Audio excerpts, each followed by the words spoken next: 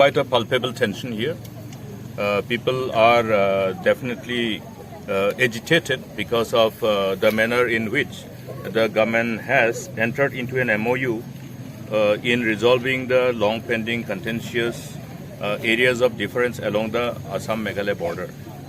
You will recall that the government of Meghalaya has actually called a meeting of all the political parties to discuss about the approach adopted in respect of resolving this contentious, long-pending issue of interstate boundary-related matter with Assam.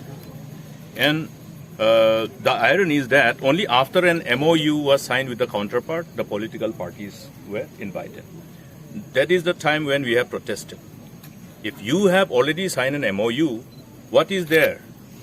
You have been asked to be very transparent, because we have to revisit the genesis, as to the genesis of these areas of difference in respect of those areas pertaining to the areas of difference along the Assam-Meghalaya border. What is the background? The background is that after the interstate border was demarcated by Survey of India, post Northeast Reorganization Act 1971, people of the state of Meghalaya have refused to accept. Okay. Now, what is the basis? The basis is that the land in Meghalaya do not belong to the state government. The land belongs to the people. We have Himas, we have Dolois, we have Akangs in respect of Garo Hills. So all these land belong to different CMSIP in respect of Khas Hills, different Akang lands in respect of Garo Hills, and different Dolois in respect of Jaintia Hills.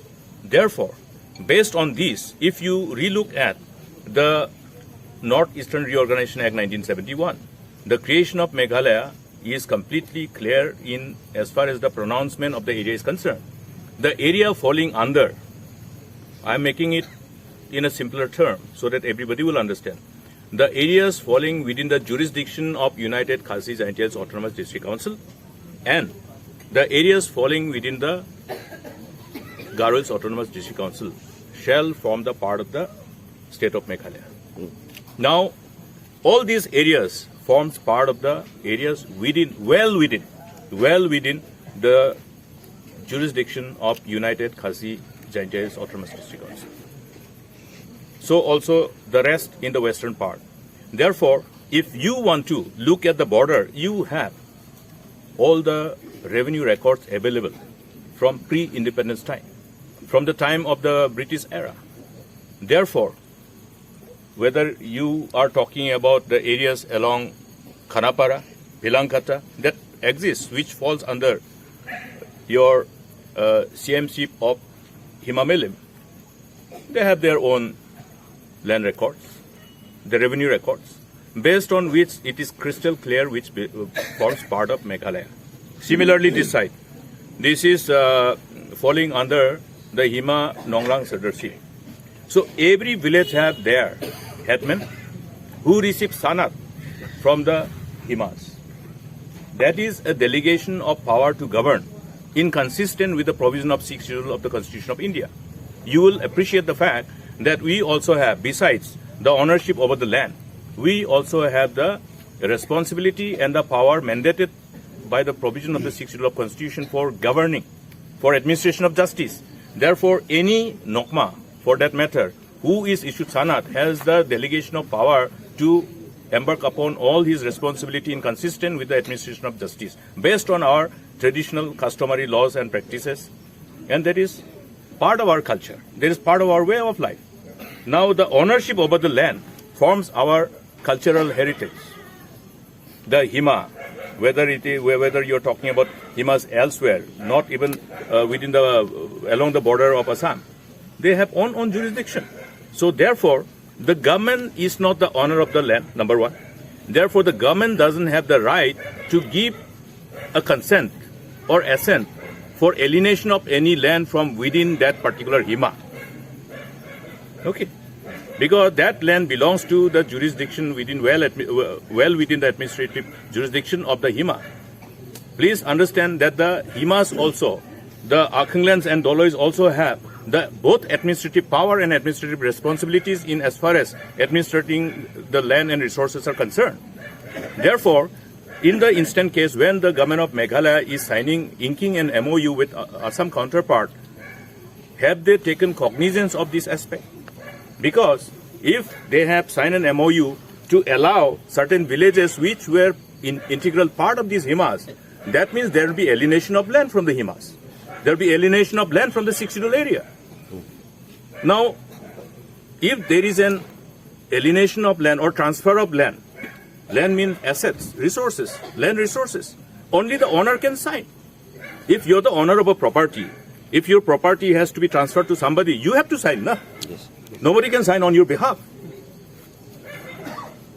If somebody's property has to be transferred to somebody, then the transfer of property act applies. So similarly here, who is the owner here? They have to understand. That's why I have said that there is a complexity associated with this long pending contentious problem pertaining to the areas of difference along Assam and Meghalaya border. One has to try to have an in-depth understanding about this problem. Now, if I am in your Akhang land, in your Hima, I cannot decide on my own to say that, okay, I want to be in Assam, then there will be an alienation of land from that Hima. Who am I to actually have the power to alienate that land? You know, so the approach itself has been wrong. That is what I have been saying from the day one. The approach that you have adopted as a government is completely wrong. And it is complete manifestation of lack of in-depth understanding about the problems or issues related to resolving land issue. Here, resolving land issue means you will have to talk to the landowners. The landowners who belong, means landowners, the clan. Here, if you're talking about Hima Milim, you have to talk about Hima Milim. Their Darbar will decide. They also used to have the national Darbar. You know. Similarly, every Hima has their own power in administration of their land and resources, inconsistent with all the customary laws and practices. Therefore, today we are here in Mallang.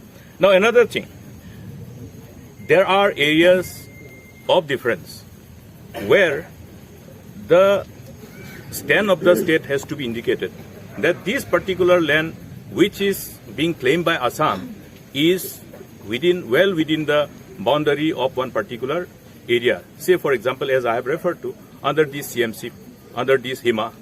So there's a complete clarity. And there are areas where we never had any dispute. Now, the areas which are not considered as areas of difference or outside the areas of dispute are well within Meghalaya. That means there is no dispute. Now, even the areas where there is no dispute, which is well within Meghalaya, those are the areas also which are in the process of their negotiation, and the so-called infamous give and take policy they have adopted there to divide the land. Now, they are trying to resolve pertaining to 6 areas of difference. Out of the 12 areas, only the 6 areas of difference. On the day one, I have said that please don't proceed ahead with this piecemeal approach. And the other parameters which you are adopting in the whole methodology and the approach. Because once you do that, that means you are infringing upon the power and responsibility of our traditional institutions. Yes. Am I clear on that? Therefore, the areas which were not in dispute, which were well within Meghalaya and who have always been well within the administrative control of Meghalaya, even they are now being pushed to Assam. And another part is, even though there may be different people from ethnic background, may not be belonging to the indigenous ethnic background, but they are well within the jurisdiction of that Hima.